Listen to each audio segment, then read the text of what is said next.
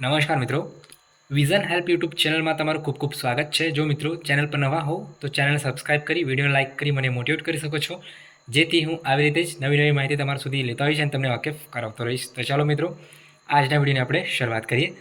તો મિત્રો, આજના વિડીયોની અંદર આપણે ખાસ જેમ તમે ટાઇટલમાં જોયું કે આપણે ગુજરાત રાજ્યની અંદર ધોરણ બાલવાટિકાથી લઈ ધોરણ 8 સુધી કુલ કેટલી ખાલી જગ્યાઓ છે અને જિલ્લાવાર જે છે શાળાઓની સંખ્યા કેટલી છે, તેમજ શાળામાં અત્યારે હાલમાં કાર્યરત શિક્ષકો કેટલા છે અને શાળાઓનો મંજૂર મહેકમ કેટલી છે એની આપણે માહિતી મેળવવાના છીએ।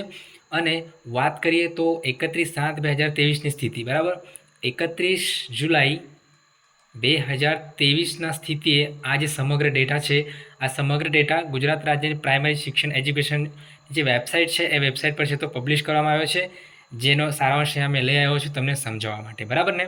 તો તમે આ જોઈ શકો છો, પ્રાથમિક શિક્ષણ નિયામક કચેરી જે ગાંધીનગર છે એમના દ્વારા આ ડેટા છે એમના વેબસાઇટ પર ઓફિશિયલી મૂકવામાં આવ્યું છે કે જેની અંદર 31/7/2023ના સ્થિતિએ ગુજરાત રાજ્યની અંદર કુલ કેટલી ખાલી જગ્યાઓ છે, બરાબર, બાલવાટિકાથી લઈ 8 સુધી પ્રાઇમરી શાળાઓની અંદર એની વિગતવાર આપણે માહિતી મેળવવાના છીએ। તો જો મિત્રો, અહીંયા તમે જોઈ શકો છો આ ક્રમ છે, એ જ રીતે અહીંયા જિલ્લાનું નામ છે અને શાળાઓની સંખ્યા અહીંયા આપવામાં આવી છે, કુલ કેટલી શાળાઓ છે, મંજૂર મહેકમની વાત કરીએ તો અહીં છે। એ જ રીતે શાળાની અંદર હાલ કામ કરતા કેટલા શિક્ષકો છે અને ખાલી જગ્યા અહીંયા આપવામાં આવી છે। અને તમે જોઈ શકો છો હાઇલાઇટેડ જે નંબર છે, તો હાઇલાઇટેડની અંદર સૌથી વધુ જે જગ્યાઓ ખાલી છે આ હાઇલાઇટેડ જિલ્લાઓ છે એની અંદર છે, જેમાં 1000થી વધુ જેટલી જગ્યાઓ ખાલી છે એને મેં છે તો હાઇલાઇટ કર્યું છે, બરાબર ને। તો ચાલો આપણે વાત કરીએ અમદાવાદ જિલ્લાથી। તો તમે જોઈ શકો છો અમદાવાદની અંદર કુલ શાળાઓની સંખ્યા 686 છે। મંજૂર મહેકમની વાત કરીએ તો અહીંયા તમે જોઈ શકો છો કાર્ય કરતા શિક્ષકોની અહીંયા છે તમે જગ્યા જોઈ શકો છો, અને ખાલી જગ્યાની વાત કરીએ તો 422 જેટલી જગ્યાઓ ખાલી છે। એ જ રીતે વડોદરા જિલ્લાની વાત કરીએ તો ટોટલ શાળાની સંખ્યા તમે જોઈ શકો છો, અને અહીં મંજૂર મહેકમ એ જ રીતે અહીંયા કામ કરતા શિક્ષકો અને ખાલી જગ્યા તમે જોઈ શકો છો, બરાબર। આપણે સૌથી વધારે ફોકસ છે તો ખાલી જગ્યા પર કરીશું મિત્રો। વાત કરીએ રાજકોટ જિલ્લાની, તો રાજકોટ જિલ્લાની અંદર કુલ ખાલી જગ્યાની વાત કરીએ તો 721। એ જ રીતે સુરત જિલ્લાની વાત કરીએ તો સુરત જિલ્લામાં ટોટલ 182 જેટલી જગ્યાઓ ખાલી। ખેડા જિલ્લાની વાત કરીએ તો ખેડામાં 362 જેટલી જગ્યાઓ ખાલી છે। એ જ રીતે આણંદની વાત કરીએ તો આણંદની અંદર ટોટલ 294 જેટલી જગ્યાઓ ખાલી છે। એ જ રીતે પંચમહાલ જિલ્લાની વાત કરીએ તો પંચમહાલની અંદર 838 જેટલી જગ્યાઓ ખાલી છે। દાહોદની વાત કરીએ તો જુઓ હાઇલાઇટેડ છે, એટલે દાહોદની અંદર 1593 જેટલી જગ્યાઓ ખાલી છે, બરાબર, 1500 ઉપર જગ્યાઓ ખાલી છે દાહોદ જિલ્લાની વાત કરીએ તો। પછી વાત કરીએ સાબરકાંઠાની, તો સાબરકાંઠાની અંદર તમે જોઈ શકો છો 115 જેટલી જગ્યાઓ ખાલી છે। જૂનાગઢની વાત કરીએ તો જૂનાગઢમાં 189 જેટલી જગ્યાઓ ખાલી છે। પોરબંદરની વાત કરીએ તો પોરબંદરમાં 361 જેટલી જગ્યાઓ ખાલી છે। મહેસાણાની વાત કરીએ તો મહેસાણા જિલ્લામાં 119 જેટલી જગ્યાઓ ખાલી છે। એ જ રીતે પાટણની વાત કરીએ તો પાટણની અંદર 259 જેટલી જગ્યાઓ ખાલી છે। એ જ રીતે હવે જુઓ હાઇલાઇટેડ જિલ્લો આવ્યો ભાવનગર, તો ભાવનગરની વાત કરીએ તો 1288 જેટલી જગ્યાઓ ખાલી છે ભાવનગરની અંદર। એ જ રીતે વાત કરીએ જામનગરની, તો જામનગરમાં તમે જોઈ શકો છો 770 જેટલી જગ્યાઓ ખાલી છે। એ જ રીતે અમરેલીની વાત કરીએ તો અમરેલીમાં 1232 જેટલી જુઓ હાઇલાઇટેડ આવ્યું, ફરીથી 1232 જેટલી જગ્યાઓ ખાલી છે 1000 ઉપર। એ જ રીતે કચ્છ જિલ્લાની વાત કરીએ તો જુઓ મિત્રો, કચ્છમાં સૌથી વધુ જગ્યાઓ ખાલી છે 3133। સૌથી વધુ જગ્યાઓ ક્યાં છે?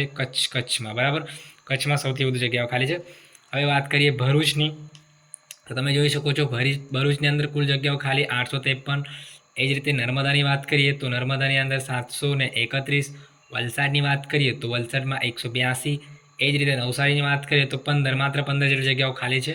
હવે ફરીથી હાઇલાઇટેડ જિલ્લો આવ્યો બનાસકાંઠા, તો બનાસકાંઠાની વાત કરીએ તો 1441 જેટલી જગ્યાઓ ખાલી છે। પછી વાત કરીએ સુરેન્દ્રનગર જિલ્લાની, તેમાં 640 જેટલી જગ્યાઓ ખાલી છે। વાત કરીએ ગાંધીનગર જિલ્લાની, તો ગાંધીનગરમાં 108। એ જ રીતે ડાંગ જિલ્લાની વાત કરીએ તો ડાંગ જિલ્લામાં 152 જેટલી જગ્યાઓ ખાલી છે। તાપી જિલ્લાની વાત કરીએ તો તાપી જિલ્લામાં 122 જેટલી જગ્યાઓ ખાલી છે। વાત કરીએ અરવલ્લીની, તો અરવલ્લીમાં 135 જેટલી જગ્યાઓ ખાલી છે। વાત કરીએ ગીર સોમનાથની, તો ગીર સોમનાથમાં 488 જેટલી જગ્યાઓ ખાલી છે। વાત કરીએ દેવભૂમિ દ્વારકા, તો દેવભૂમિ દ્વારકાની અંદર 875 જેટલી જગ્યાઓ ખાલી છે। મહીસાગર જિલ્લાની વાત કરીએ તો મહીસાગરમાં 231। એ જ રીતે વાત કરીએ મોરબી જિલ્લાની, તો મોરબી જિલ્લામાં 653 જેટલી જગ્યાઓ ખાલી છે।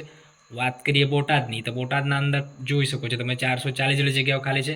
હવે જો ફરીથી આવ્યો હાઇલાઇટેડ જિલ્લો છોટાઉદેપુર, છોટાઉદેપુરની અંદર 1051 જેટલી જગ્યાઓ ખાલી છે।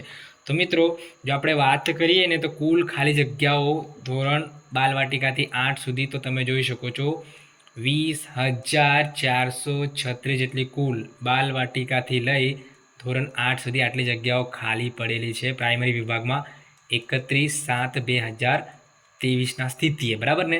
તો મિત્રો આ તો માત્ર 2023 જુલાઈની સ્થિતિ છે. આના પછી પણ તમે વાત કરો, અત્યારે 2024 ચાલી રહ્યું છે, તો આ સમયગાળામાં પણ ઘણા બધા શિક્ષકો રિટાયર થયા છે, જેના કારણે આ શાળાઓની અંદર ઘણી બધી જગ્યાઓ ફરીથી ખાલી છે, બરાબર.